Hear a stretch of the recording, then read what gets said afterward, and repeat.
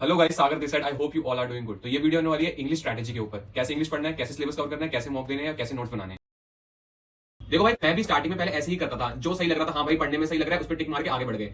मुझे लगता था ऐसे इंग्लिश हो जाएगी, लेकिन भाई ऐसे बिल्कुल भी इंग्लिश नहीं होगी। आपको एक बार पूरा सिलेबस इंग्लिश का करना पड़ेगा।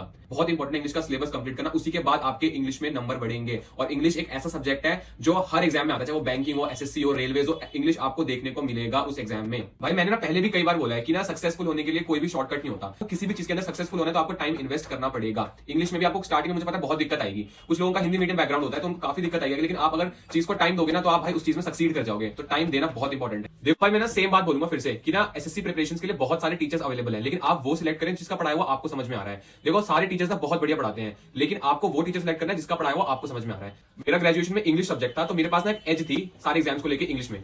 तो मैंने काफी टीचर से इंग्लिश पढ़ी है और बहुत सारे टीचर्स पे मैंने ट्राई किया इंग्लिश पढ़ने का, लेकिन अमन वशिष्ठ सर जो है उनका कंटेंट मुझे सबसे बढ़िया लगा। उनका पढ़ाया हुआ मुझे समझ में आया, तो मैंने अमन वशिष्ठ सर को चूज किया था। टीचर सेलेक्ट करने के बाद आप उनका एक पर्टिकुलर जो बैच होता है, जिस एग्जाम को आप टारगेट कर रहे हैं, उनका आप बैच ले सकते हैं। अब बैच ले लिया, अब पूरी ईमानदारी के साथ पहले चैप्टर के साथ, पहले लेक्चर के साथ पढ़ाई शुरू करनी है। कोई भी चीटिंग नहीं करनी है। जो सर पढ़ा रहे हैं, एक एक चीज जो लिख रहे हैं वो नोट डाउन करना है अपनी कॉपी में। जो जो आपको इंपॉर्टेंट लग रहा है लेक्चर में, जो सर पढ़ा रहे हैं कि ये आ सकता है पेपर में, कि इसके आने के चांसेस है, तो आप उसको नोट डाउन कर लो। बहुत हेल्प करेगा आगे जाके फ्यूचर में। एक लेक्चर कंप्लीट किया, उसके नोट्स बनाए, आराम से बनाओ, कोई जल्दबाजी नहीं है। टाइम दो चीजों को। मैंने अमन सर का कोई भी पेड बैच नहीं लिया है। उनकी यूट्यूब पे एक प्लेलिस्ट है फ्री इंग्लिश कोर्स करके, तो मैंने उसी प्लेलिस्ट को देखा और वहीं से अपने नोट्स बनाए। मैं अपने नोट्स दिखाता हूं आपको। ये नोट्स है मेरे इंग्लिश के, ये सारे नोट्स मैंने वहीं से बनाए हैं। अमन सर की प्लेलिस्ट जो है वहीं से सारे नोट्स बनाए हैं मैंने ये। तो आप भी उस प्लेलिस्ट को फॉलो कर सकते हो, मैं डाल दूंगा पिक्चर, आप उसको देख सकते हो। फिर भाई सेम है, आपने एक लेक्चर कंप्लीट किया, नोट्स बनाए। अब जब नेक्स्ट डे आओगे तो प्रीवियस वाले नोट्स को पहले रिवाइज करो, 10 से 15 मिनट देखो मैंने क्या पढ़ा था, याद करने की कोशिश करो, और फिर अगले चैप्टर पे मूव करो। ऐसे ही कंटिन्यूएशन में चलने दो। विद इन 4 to 5 मंथ्स आपका इंग्लिश का कोर्स कंप्लीट हो जाएगा पूरा। मान लो आपने एक चैप्टर कंप्लीट कर लिया नाउन वाला, अब क्या करना है?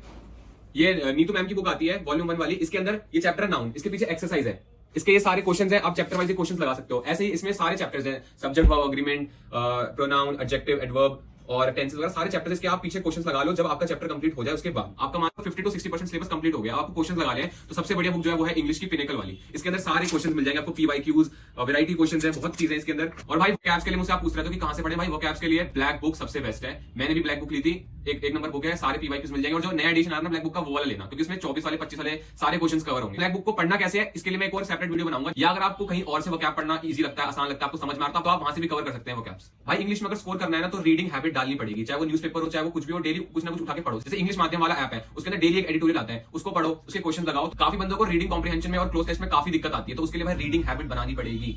उसके बाद इस चीज में कोई दिक्कत नहीं होगी। ट्रस्ट में गाइस, अगर आप इतना टाइम किसी भी सब्जेक्ट को दोगे ना तो आप पक्का एक अच्छा स्कोर करोगे। किसी भी एग्जाम में बैठ जाओ, फाड़ दोगे। चलो भाई, मिलते हैं अगली वीडियो में। तब तक के लिए अपना ख्याल रखो और मौज में रहो, मेहनत करते रहो।